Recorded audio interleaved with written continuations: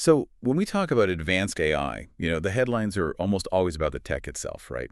The algorithms, the compute power needed, how fast the latest LLM is. Uh, we focus on the machine. But today, we're doing something a bit different. We're shifting the lens completely. This deep dive, it's not really about the technology. It's about the people building it, the actual humans, the teams designing what comes next in frontier AI. That's exactly right. And our source material for this, it's an analysis called Coaching the Architects of Advanced AI. It gives this really fascinating, almost forensic look at the human side of this whole field, the really high stakes part. It focuses on leaders, research teams, places like OpenAI, and it really drills down into their psychology, their sort of emotional patterns, and these huge ethical concerns they're grappling with daily.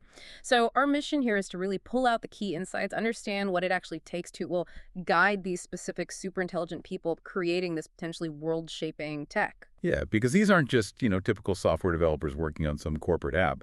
They're dealing with a level of responsibility that feels, well, totally unprecedented. Okay, so let's unpack this.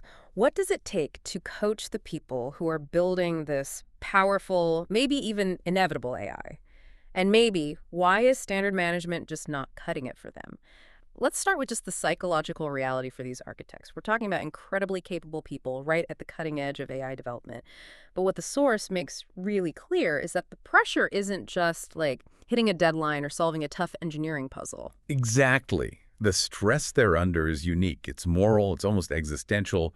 The analysis uses this phrase, they're constantly wrestling with the profound ramifications of their work. Think about it, they're not just tweaking software. They're making calls about alignment, safety, capability, decisions that could literally impact millions, maybe billions of people later on. Yeah. That kind of abstract, high-stakes future responsibility. It creates this enormous psychological weight. Wow. It's not like a mix of, I don't know, future shock and this really deep moral isolation. What does that kind of stress actually look like on the inside? Like when people struggle, is it just burnout we're seeing? It often goes deeper than just burnout, yeah. The source points to specific psychological blocks, things that get in the way of making good decisions under pressure.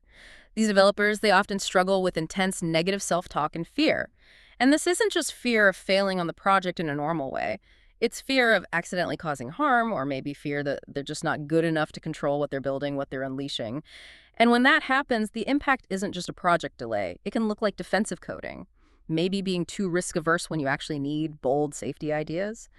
Or sometimes the project just stalls because the moral weight is just paralyzing. Okay, that distinction is really key.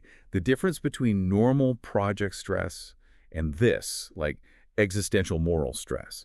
Because if the very people who need to implement safety features are blocked by fear or doubt, well, then you've got a fundamental integrity issue right there in the system design. It means that traditional management, just focusing on getting things done, technical goals, it's totally missing the mark. It's inadequate. Which is exactly why this specialized coaching, the kind detailed in the source, even exists. If the core challenge is psychological, emotional, then the solution has to be too, right? It needs to be holistic. This isn't your standard executive mentoring. It's about deep emotional integration, designed for this very specific kind of stress. Right. And that brings us to the core of their method, integrating the head, heart, and gut. Okay, the head part, we get that. That's the raw intelligence, the technical skill. These folks are brilliant at that. But walk us through the heart and the gut part, especially in the context of building, say, a frontier AI model. What are they actually coaching there? Yeah, what's fascinating is how practical these concepts become in this context. So the heart piece, it's about emotional awareness, empathy. For one of these AI architects, that means really acknowledging the fear, understanding the potential global impact, and basically building the emotional muscle needed to handle tough, ethically gray decisions without just shutting down. Because if they suppress that anxiety, they might also suppress critical warning signs about risk. The heart helps them process the reality, the weight of what they're creating. Okay, the heart makes sense as emotional processing. But the gut, that sounds almost a bit mystical for such a high-tech environment. How do you coach intuition? Is that something you can even measure? And how do these big companies justify spending time and money on, well, gut feelings? Well, it's less mysticism and more about integrating their core ethical compass into really rapid decision making, which is crucial when you're iterating super fast on these powerful models. So, coaching the gut really means stress testing their instinctive ethical reactions, going beyond just the written safety checklist. Like, imagine a model does something weird, unexpected, in testing something the team didn't plan for. The gut might provide that immediate, almost visceral, hang on a second feeling before the logical head has time to maybe rationalize it away as just an anomaly. The coaching helps ensure they actually listen to that instinct, that gut feeling. The goal is building this psychological resilience so their decisions are anchored not just in logic, which is vital, but also in their deepest ethical framework, even when time is tight and the stakes are incredibly high. Got it. So this whole methodology, head, heart, gut, it's like an operational stabilizer. It's Yeah. designed to make sure their technical brilliance stays connected to a solid, stable ethical core to prevent that defensive decision-making or becoming detached from the consequences. Exactly right. It's really an intervention strategy Yeah. aimed at making sure the individual is integrated, resilient enough to handle the huge responsibility of navigating what the source calls the changing moral landscape of this technology. Hmm. That brings up a really critical point about motivation, especially around safety discussions. Mm. If you're dealing with people already carrying this enormous personal weight, how do you motivate them?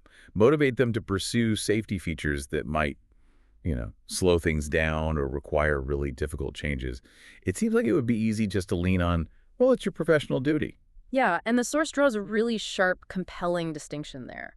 It specifically warns against relying on shame-based tactics. The idea that developers should build safely, Hmm. because if they don't, they'll face regulators or public backlash or whatever.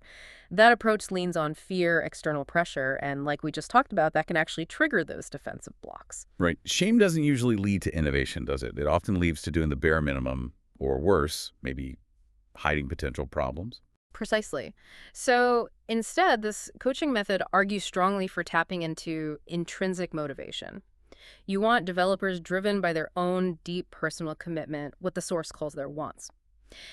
So you motivate them by framing safety not as a chore, but as the ultimate expression of their own values, their own potential to have a positive impact on the world. When they're genuinely driven by the want to see a good future, that's when they get truly creative about alignment solutions. Okay, here's where it gets really interesting, I think, especially for anyone listening. If we start to see powerful AI as somewhat inevitable, which the source kind of implies, then the mindset, the personal motivations of the people building and guiding it, that becomes maybe the most critical safety feature we have. Their internal state is suddenly a global security check. That really is the strategic takeaway, yeah. We're drawing a direct line from the micropsychology of one developer. Are they feeling paralyzed by fear? Or are they driven by commitment, right up to the macro level ethics of deploying this technology globally? So this coaching, it's not just, some feel-good HR initiative. It's actually presented as a vital layer of risk mitigation, ensuring the tech is steered ethically, proactively, right from the very first training run.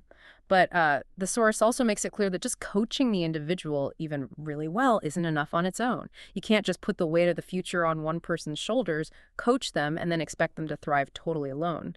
These developers need significant external support to cope with this ongoing challenge. Okay, so what does that external support system look like? Is it just like better mental health benefits, or is it something more structured than that? Well, it includes the need for community, peer support, absolutely, that's crucial. But maybe even more fundamentally, it demands a clear, compelling sense of direction. The source really hammers home the vital role of a positive vision. Think Hmm. about it. When developers are constantly swimming in existential uncertainty, these potentially scary long-term risk scenarios, having a compelling aspirational vision acts like their North Star. It guides them forward. Ah, okay. So that positive vision provides the anchor. It gives them the want to build towards something specific and beneficial, which helps counterbalance that maybe crippling fear of the potential downsides. It shifts the main focus from just avoiding disaster to actively trying to construct a good, defined future. Exactly. And this positive guidance, it needs to be strong, continuously reinforced. The architects building the tech, they can't be solely responsible for defining the entire moral universe they're working in. That's too much. They need external stakeholders, leadership, the wider community, policymakers to help articulate a beneficial future they can actually align their work towards. And I think for you, listening to this, understanding these really deep psychological challenges these architects face, It gives us crucial insight into the integrity, the likely future direction of the AI itself. Because the stability, the ethical robustness of the AI, it's going to fundamentally reflect the internal stability and the ethical grounding of its builders. So what does this all mean? Where does this leave us? I think it means we have to stop looking at advanced AI development as purely a technical computational problem. It is, at its core, a profoundly human and psychological challenge. And that means this kind of specialized coaching, integrating the heart and gut with the head, isn't just some nice-to-have extra. It's actually becoming a necessary new layer of managing global risk. Absolutely. Well said. And maybe that leaves us with a final provocative thought for everyone to mull over. If the internal psychological state of the builders really dictates the ethical safety of the final product, and we know these highly specialized people need external support and a positive societal vision to navigate all this, then what external societal support should we, the public, policymakers, regulators, all of us, be prioritizing? How do we ensure that necessary positive vision gets clearly articulated, gets consistently supported? Because the integrity of the tech, it really starts with the integrity of the human minds guiding it. And those minds, well, they can't operate effectively in a vacuum.